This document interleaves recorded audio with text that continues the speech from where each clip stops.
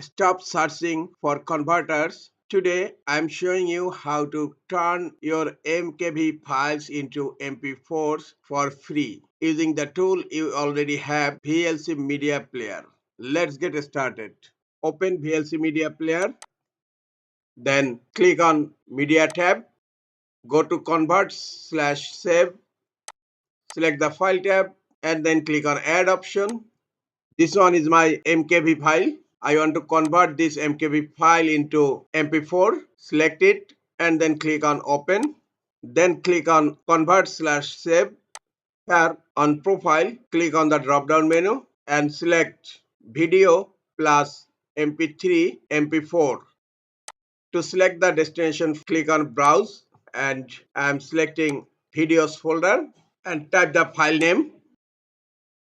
And here save as type MP4 is selected, then click on save, then click on start. Conversion is going on and conversion finished. Now go to File Explorer, go to Videos folder. This one is the my video.mp4 which I have converted from MKV file format. That's it.